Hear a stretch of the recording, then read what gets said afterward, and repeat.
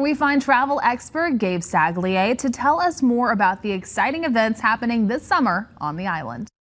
Gabe here, back on Malta for what has been a spectacular fireworks show. Check this out. We just witnessed the end of the annual Malta International Fireworks Festival. It happens every year, and this year it did not disappoint. You had multiple teams from different parts of the world, Mexico, Poland, France, England, and right here on Malta competing for a €5,000 grand prize. But beyond the prize money, this is really all about the wow factor. Some of the best pyrotechnic experts in the world coming together, putting on spectacular shows, multiple nights, and that's the kind of thing that they do out here. Fireworks, a big part of the Maltese culture, and this now starts what they call here the festival season. We're seeing on the calendar now between now and the end of September, all summer long, every weekend hosting some sort of fireworks event. So you want to see some fireworks, some of the best in the world, you come to Malta in the summer. Now in the fall, a couple of events I want to flag for you that are absolutely spectacular. The Mdina Grand Prix. Dozens of vintage cars racing around the historic medieval city of Mdina. I got to sit in a 1934 Bentley convertible yesterday. This is a car that will be part of the Grand Prix this year.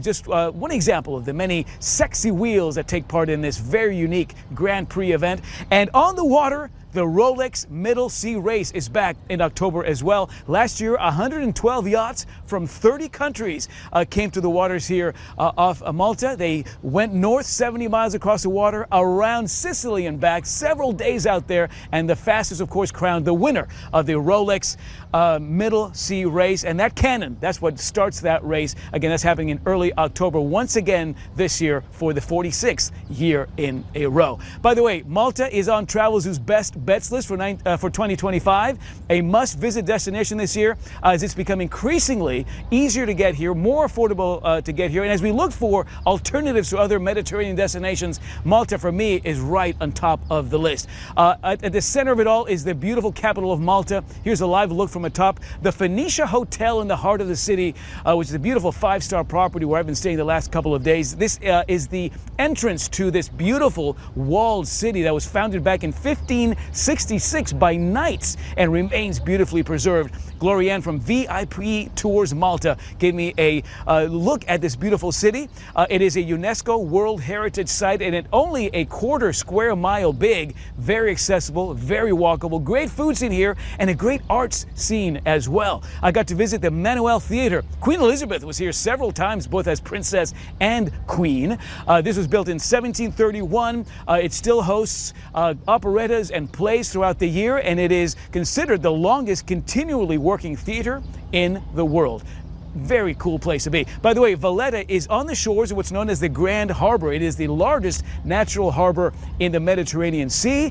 I got to traverse it back and forth a couple of times on gondola. Great way to do it. The perspective from down in the water of these beautifully preserved fortifications like Fort St. Angelo there, and some of these beautiful cities like Valletta and Birgu and Sanglia, just stunning. A lot of eye candy there, and a lot of tradition and culture as well. I can't recommend Malta enough as a great European, a great alternative Mediterranean destination for 2025. Check out visitmalta.com. All the social media channels have plenty of inspiration to get you out here, and on the Travelzoo website, information and deals to get you out to Malta sooner rather than later. And I hope to see you here.